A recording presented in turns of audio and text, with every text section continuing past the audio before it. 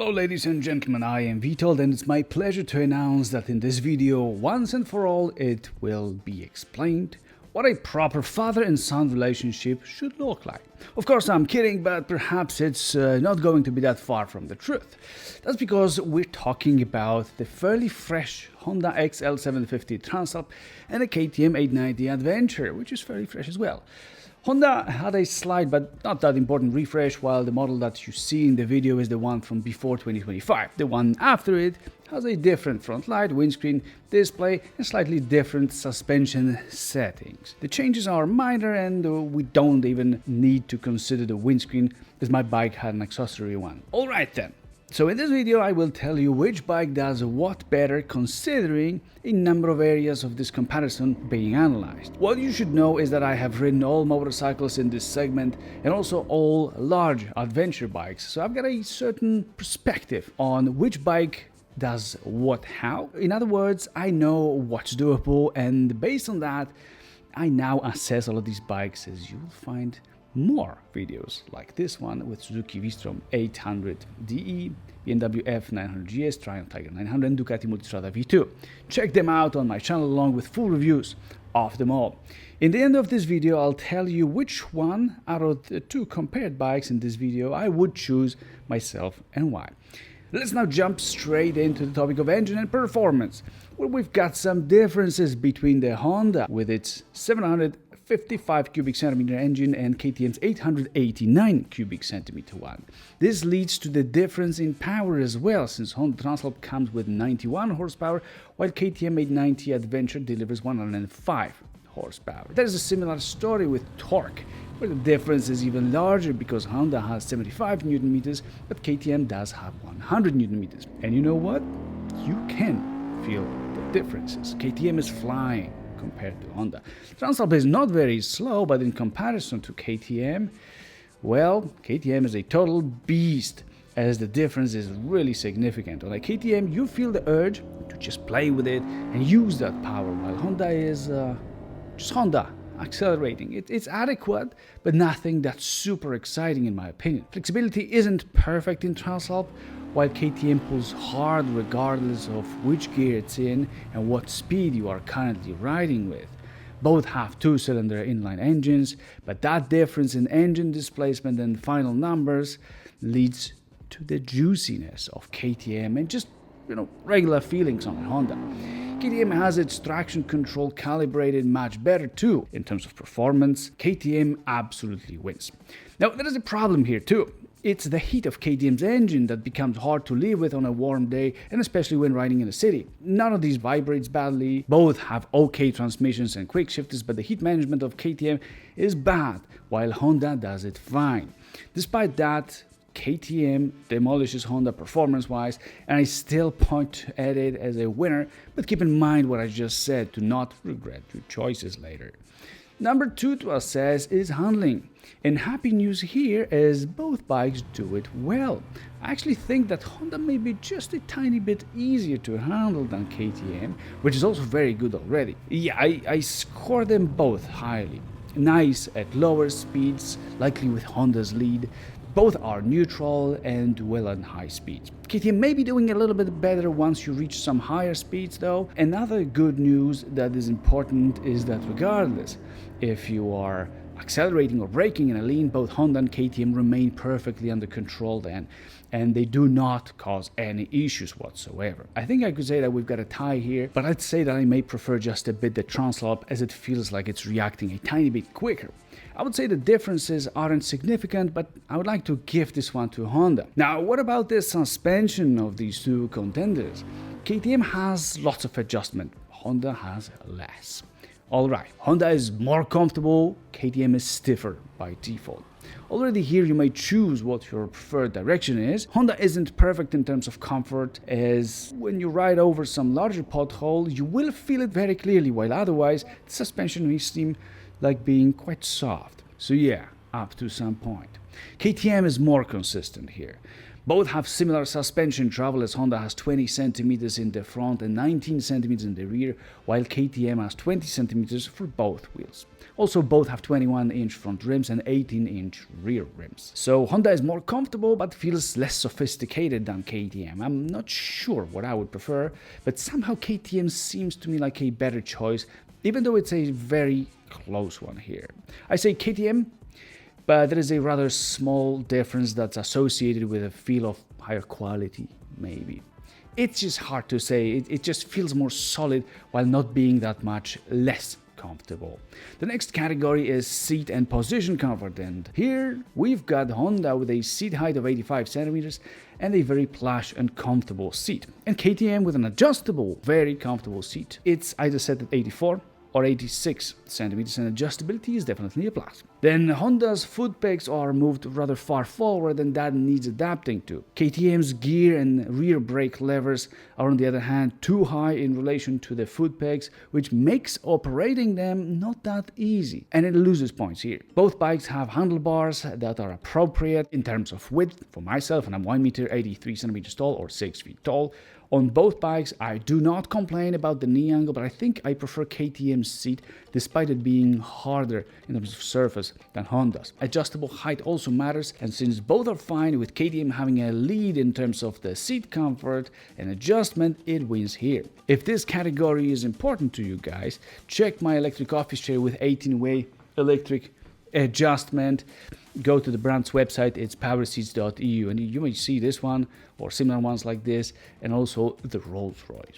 There are some surprises for comfort fans there. Number 5 to choose a winner in is wind protection, and here it gets complicated as Honda gave me the Transalp with an accessory windscreen. It is taller and it's awesome. The thing is that KTM's windscreen is also very good, but it's there as a stock solution. It is quite high, as you can see, and who would have thought that KTM would be the brand that would care about it? They claim they've enhanced it even further for 2025, but this model here is from before and it's already super successful. Not a good thing on a hot day in the city, as it blocks the airflow very, very successfully, and all that engine heat stays with you, frying yourself. Now let's skip this category because of that, but I'm ready to claim that KTM would be the winner if we were to compare stock windscreens. Very little turbulences and nicely blocking the air that would otherwise hit your chest and mess with your helmet. No bike has adjustment and it's a downside, but let's leave it. The 6th point is brakes. Here KTM is doing fine, and it's got strong brakes that are easy to dose, and it's all almost how it should be with no surprises. Almost because it's hard to reach the gear lever, the rear gear lever for me, which obviously makes the whole situation not all that perfect. And why do I mention surprises? I do because there is one in Honda. Man, this thing has an okay front brake that if you squeeze hard enough, you will get what you need out of it. But the rear brake is a masterpiece and possibly the best one in the world. You just step on it and magic happens. The stopping power and the way it's calibrated is just fantastic. I'm blown away by it, and Honda just wins here. Moving to the 7th area, which is drivetrain. This is a boring one. Pretty much all of these bikes use chains just like these two, only Moto Guzzi V85 TT has a drive shaft, but it's such a different animal that I'm not even attempting to compare it with anything else. But it's likely the closest to this segment of motorcycles, so here's our exception to using the chain. Honda and KTM are the same, so there is no winners.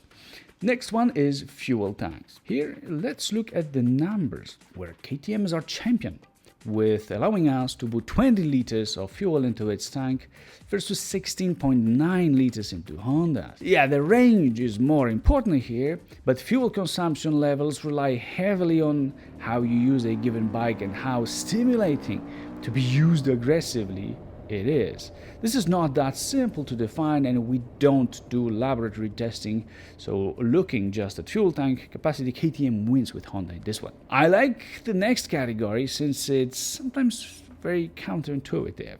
It's weight. And in this case, it is intuitive, but it always requires an adequate comment, as the sheer weight of a motorcycle is not everything, and how it feels in real life is what matters. We are all different, we like the same or different things, but in my case, I find both motorcycles really on a very high level of being manageable. Honda weighs 208 kilograms with fuel, and KTM 215 kilograms with fuel. That's close, but KTM feels light, while Honda seems like it's very light to me. Both are super nice in this regard, but I would like to give it, obviously subjectively, to Honda. And here we arrive at the moment of talking about the tech. It's rarely exciting, as nowadays most bikes have it all already, but here's the plot twist, is not this time.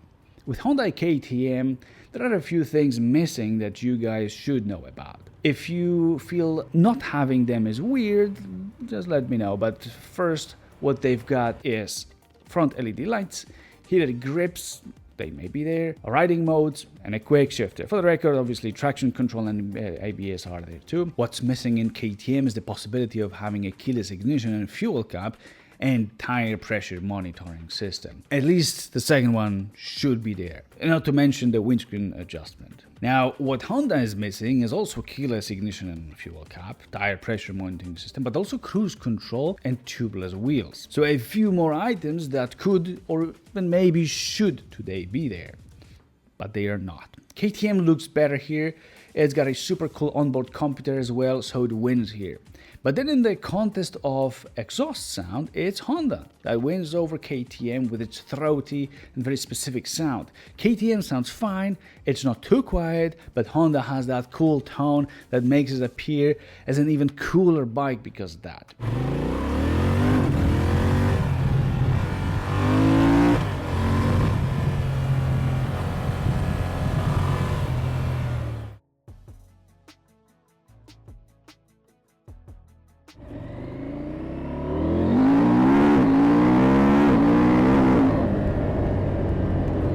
It is a personal thing, obviously, but I choose Honda here. Design is easy for me here, since I like the way Honda looks and I don't really enjoy looking at the KTM. Sorry, KTM, in my books, well, you lose here. Let me know what you guys think about how these two bikes look. And category number 13, while there's one more only left after this one, and now it's price and value for money. Remember this when I tell you that considering these two bikes, you're having still pretty similar motorcycles in the end of the day. KTM has a more competent engine, but if it matters so much is an individual thing. Both are in the same segment, both have two wheels, they turn well and they look rather serious. Tell me then why in their base versions KTM is 51% more expensive, because I certainly do not understand that at all. I think this is ridiculous and sounds like a joke. At least in my market, where the difference is this huge. Honda takes a big win home here. But what if you don't care about the money so much and you can easily afford to simply get whatever you like the most without having to care much about the finances? Here I'm talking about the last area of this comparison, which is the X factor. Hell yeah.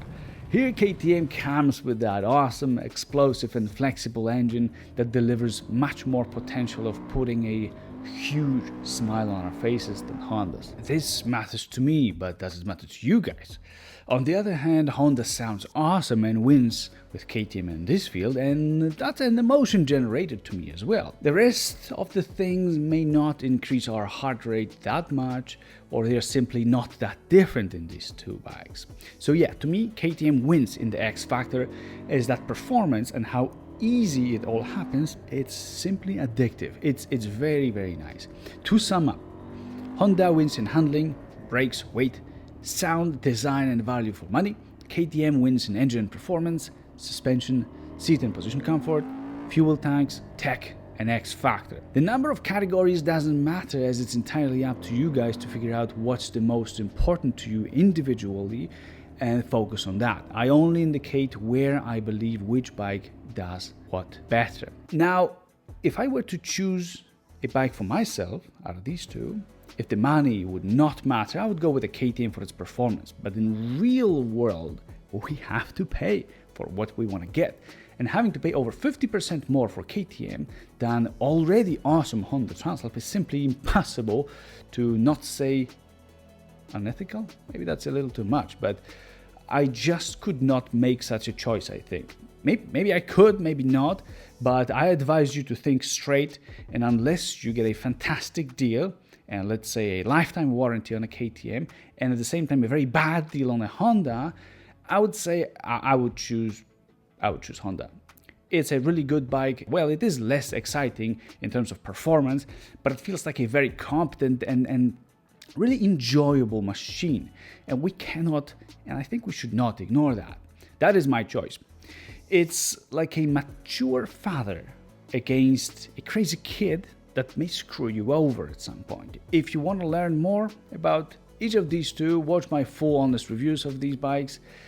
They are linked in the video description. And now tell me which one you guys would choose and why, especially if it's the KTM. See you in the reviews.